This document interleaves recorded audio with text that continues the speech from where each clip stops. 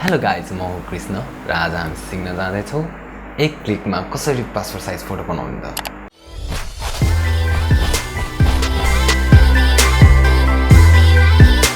म हिजो फोटो तुलाउनु गएको पासपोर्ट साइज फोटो 2 मिनेटमा बनाइदिन्छु भनेको त्यसले लगभग 10 मिनेट लाग्यो होला। 10 मिनेट कुरेर बसेँ म 10 मिनेट। मलाई कति पीडा भयो होला मनमा। एडिटरहरू जुन छ तिनीहरूले चाहिँ म्यानुअली काम गरिरहेको छ। फोटो खिच्न जान्छ, फोटो खिचेर आएर एडिट गर्छ, एडिट गरिसकेपछि पासपोर्ट बनाउने बेला के गर्छ कपी पेस्ट अनि फेरि सबलाई मर्ज गरेर कपी पेस्ट गरिदिन्छ। फोटोसपले एउटा अप्सन दिइरहेछ एक्सन भन्ने। त्यो एक्सनमा गरेर तपाईँले एक्सन दिनुभयो भने 1 क्लिकमा तपाईँको पासपोर्ट साइजको फोटो सबै बन्छ। म आज तपाईँलाई यो ट्युटोरियलमा के सिकाउँछु भने एउटा एक्सन बनाएर त्यो एक्सनलाई इम्प्लिकेट गरेर कसरी आफ्नो काम फास्ट गर्न सकिन्छ, पासपोर्ट साइज कसरी फास्ट बनाउन सकिन्छ त्यो भन्न जाँदैछु। हामी अहिले यहाँ एक्सन बनाउन जाँदैछौँ फोटोसपको। Okay, let's proceed with the action. हामीले फोटोसप खोल्दैछौँ। ओके, फोटोसप खोल्दै हो। अहिले चाहिँ करेन्टली मैले एडोब फोटोसप CS6 एक्सटेन्डेड चलाइरहेको छु। अहिले हामी फोटोसपमा आइसकेको छौँ। यसमा सुरुमा तपाईँले एक्सन भन्ने ट्याब खोल्नुपर्छ। त्यसको लागि के गर्ने त विन्डोजमा जाने, विन्डोजमा गएर एक्सनमा क्लिक गर्ने कि Alt+F9 थिचेँ नि हुन्छ। ओके गऱ्यो, एक्सन भन्ने ट्याब आयो। यसलाई बताउनु। ओके, हामीले एक्सन भन्ने ट्याब साइडमा राखिसकेका छौँ। अब सुरुमा त एउटा फोटो चाहियो। अब फोटो खिच्नु पऱ्यो। ल खिचौँ है त फोटो। ओके गाइस, हामीसँग फोटो आइसकेको छ। अब अलिक टेढमेढ छ, त्यो पनि एडजस्ट गर्नु। अब यसमा हामी क्रप टुलमा गएर यसलाई क्रप गर्न जाँदैछौँ। क्रप टुलमा गएर यसलाई के गर्ने, साइज एन्ड रेजुलेसनमा गएर वाइड र हाइटको साइज दिने। साइज दिँदाखेरि 1.2 इन्चमा हुन्छ। यो इन्चमा 1.4 अनि 300 रेजुलेसनको पिक्सल इन्चमा गएर क्लिक गर्ने, ओके गर्ने। Standard PP size, okay okay गरिसक्यो। ओके गरिसकेपछि यहाँनिर एउटा क्रपको अप्सन आउँछ। क्रपको अप्सन आएपछि यसलाई सानो बनाउनु, कति एडजस्ट कति चाहिने हो तपाईँलाई। अब यसलाई गरेर ओके गरिदिनुहोस् गाइज। अब यसलाई एक्सन कसरी बनाउनु त। एक्सन बनाउनुको लागि तपाईँ एक्सन ट्याबमा गएर सानो बटन देख्नुहुन्छ, त्यो बटनमा गएर क्लिक गर्ने। यहाँ न्यू एक्सन भन्ने अप्सन आउँछ, त्यसलाई गरेर क्लिक गर्ने। चाहिँ यहाँ नेममा add copy PP size photo. अब के को एक्सन हो त, त्यही यहाँ एक्सनको नाम लेख्ने। यहाँनिर नाम लेखिसकेपछि यहाँ फङ्सन की भन्ने अप्सन आउँछ। फङ्सन कीमा गएर F2 भनेर दाब दिनुहोस्। F2ले अब तपाईँको 8वटा पिपी साइज कपी बनाउँछ। अब यहाँ गएर रेकर्ड गर्ने 8 कपी पिपी साइज भनेर बनेको छ र F2ले अब तपाईँको यो एक्सनलाई चालु गर्छ। एक्सनमा हामीले जे गर्यौँ यहाँनिर सब रेकर्ड हुँदै जान्छ। र सुरुमा चाहिँ हामीले यसलाई सेलेक्ट गरौँ, कन्ट्रोल A गरौँ। कन्ट्रोल A गरेपछि सेट सेलेक्सन। यहाँ यस्तै गरी हामीले कन्ट्रोल C गरेर कपी गरेपछि कपी। यसरी हरेक एउटा एक्सनहरू यहाँ रेकर्ड भएर बस्छ। अब नयाँ पेज बनाउनुको लागि सुरुमा फाइल मेनुमा जाने। फाइल मेनुमा गइसकेपछि न्यू भन्ने अप्सन ट्याब क्लिक गर्ने र यहाँनिर नेम दिने। नयाँको के हुन्छ 8 कपी पिपी साइज र वाइटमा चाहिँ हामीले 4/6 इन्चको रेजुलेसन दिने, साइज दिने। वाइड 4 यहाँ गएर इन्च छान्ने, यहाँ गएर 6 इन्च छान्ने अनि यहाँ 300 पिक्सल बाई इन्च। अरूलाई डिफल्टमै छोडिदिउँ अनि ओके क्लिक गरौँ। ओके क्लिक गरिसकेपछि एउटा पेज आयो। अब यसमा गएर हामीले पेस्ट गर्नुपर्ने भयो। सुरुमा पेस्ट गर्नलाई कन्ट्रोल D दाब्ने। यसलाई डुप्लिकेट गर्नु पर्यो। डुप्लिकेट गर्नलाई के गर्ने त सिफ्ट र अल्ट बटन एकैचोटि दाब्ने, ड्र्याग एन्ड ड्रप गरिदिने, यसको डुप्लिकेट बन्छ। अब यसलाई अलिकति स्पेस दिउँ काट्नलाई। अब यसलाई कन्ट्रोल ई गरेर मर्ज गरिदिउँ। कन्ट्रोल ईले चाहिँ के गर्छ भने यो माथिको लेयर र तलको लेयरलाई एउटै बनाइदिन्छ। रोटेसन बनाउँ। रोटेसन गर्नलाई के गर्ने त कन्ट्रोल टी गरेर ट्रान्सफर्म निकाल्ने अनि यसमा राइट क्लिक गरेर रोटेसन 90 डिग्री CW मा गरेर क्लिक गर्ने। यसरी रोटेट हुन्छ अनि यसमा इन्टर गरेर यसलाई एडजस्ट गर्ने।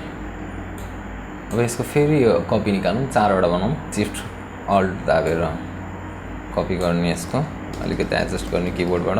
अब यसलाई फेरि मर्ज गरिदिनु पर्यो। मर्ज गर्नलाई कन्ट्रोल ई। अब यसलाई फेरि कपी गर्नु पर्यो। कपी गर्नलाई शिफ्ट र अल्ट दाबेर यसलाई फेरि कपी गर्ने, फेरि मर्ज गरिदिने यो लेयर। मर्ज गरिसकेपछि तपाईँको 500 साइजको रेडी भइसकेको हुन्छ। अब यो रेडी भइसकेपछि तपाईँले के गर्ने, यो स्टप बटनमा गएर क्लिक गरिदिने। यो स्टप बटनमा क्लिक गरिसकेपछि तपाईँको के भयो, एक्सन कम्प्लिट भयो। हुर्रे, नयाँ एक्सन बनाउनु भयो तपाईँले पनि। र यो भिडियोलाई लाइक र सब्सक्राइब गर्न नबिर्सिनुहोस्। अब यसलाई टेस्ट गरौँ। टेस्ट 1 कस्तो हुन्छ त। अब यो फोटो नगरौँ, यसलाई काट्दिउँ। एउटा नयाँ डकुमेन्ट ओपन गरौँ। मेरो मामाश्रीलाई चुज गरौँ है त। ओपन। ल पहिला यसलाई काट्ने सुरुमा 1/2 1/4। अब यसलाई एडजस्ट गरौँ अलिकति। ए मामाश्री कता भाग्नु भएको। ल एडजस्ट गरौँ नाकमा राखेर नाकमा राखेर। ओके, यसलाई गरेर इन्टर गरिदिउँ।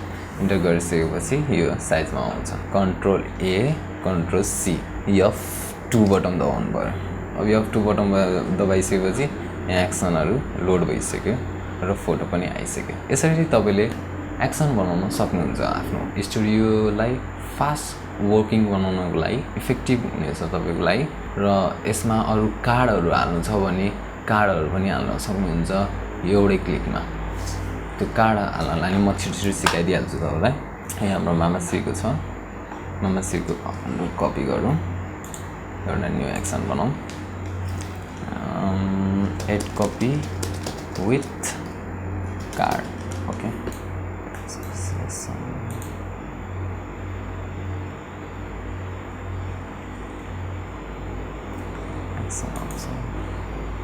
ओ सेट, यसको एक्सन चाहिँ हामीले सेलेक्ट गर्न बिर्सेछ। यहाँनिर F3 राखौँ। F3 चाहिँ यसको कोड भयो। र फाइल न्यू गरौँ। फाइल न्यू गरेर एड कपी विथ कार्ड। यसमा 4 inch by 6 inch 300 resolution. Okay, अब यसमा गरौँ कन्ट्रोल डी गरौँ।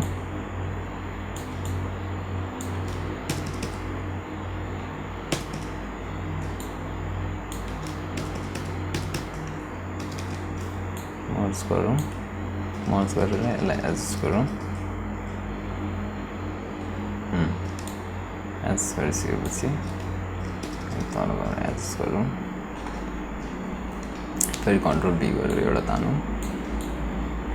अफसेट सरी लगेर कन्ट्रोल ई गरेर यसलाई रोटेसन गरिदिउँ। यो सबै मैले तपाईँलाई भनिसकेँ डिस्क्रिप्सनमा।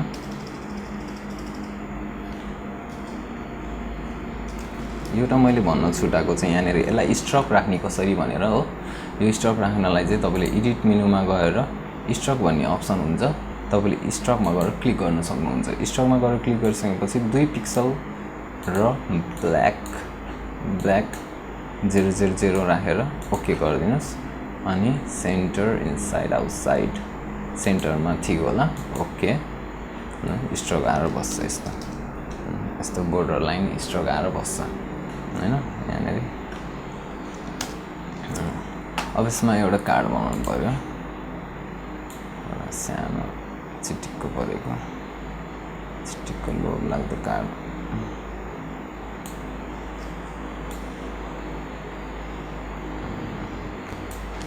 यसलाई चाहिँ अब यहाँनिर म एउटा कलर चुज गर्छु।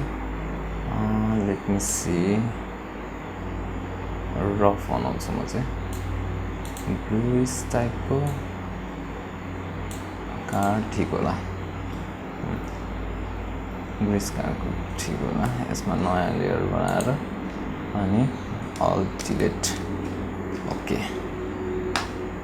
अब यसमा म आफ्नो स्टुडियोको नाम राख्छु अहिलेको लागि चाहिँ मैले माया आर्ट स्टुडियो यो मेरो स्टुडियोको नाम हो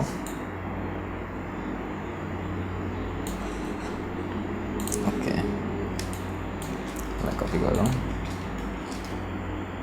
रत्ननगर 3 बेलसी चितवन भनेर यसको साइज घटाइदिउँ अलिकति 12 14 and this will be nice okay अनि यहाँ एउटा अर्को टेक्स्ट पनि टेक्स्ट चेन्ज गरौँ मलाई फोटो नम्बर भनेर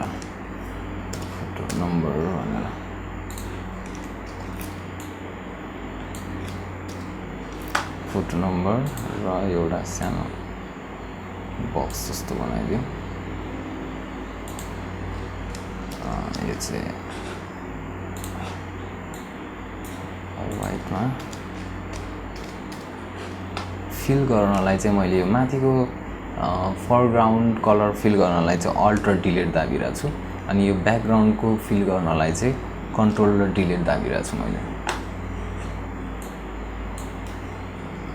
यहाँ फोटो नम्बर लेख्ने अब यो प्रिन्टको लागि रेडी भयो तपाईँको अब यसमा गएर सेट सिलेक्सन सबै रेकर्ड भइरहेछ हाम्रो यसलाई स्टप गरिदिउँ एक्सनलाई र यसलाई काट्दिउँ यदि तपाईँको आफ्नै पर्सनल कार्डहरू तपाईँले बनाएर राख्नु भएको भने त्यो कार्ड चाहिँ यसमा गएर कपी पेस्ट मात्रै गरिदिन पनि सक्नुहुन्छ ओके नो गरौँ अब यसलाई टेस्ट गरेर हेरौँ है त F3 मात्रै गर्दाखेरि चाहिँ यसले आफ्नो एक्सनको काम गरिरहेको छ यहाँनिर ठ्याक रेडी अब अर्को फोटोलाई ट्राई गरौँ है त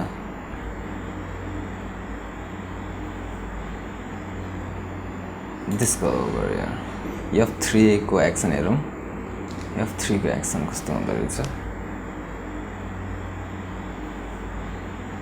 यस भयो सो गाइज तपाईले यसरी नै आफ्नो कस्टम एक्सन बनाएर आफ्नो वर्क फ्लोलाई फास्ट गर्न सक्नुहुन्छ र आफ्नो प्रोडक्टिभिटी झन् बढाउन सक्नुहुन्छ आफ्नो स्टुडियोको एकचोटि यसलाई ट्राई गरेर हेर्नुहोस् र मेरो भिडियो लाइक र सब्स्क्राइब गर्न नबिर्सिनुहोस् किनकि यस्तै ट्युटोरियलहरू फोटोसपको बारेमा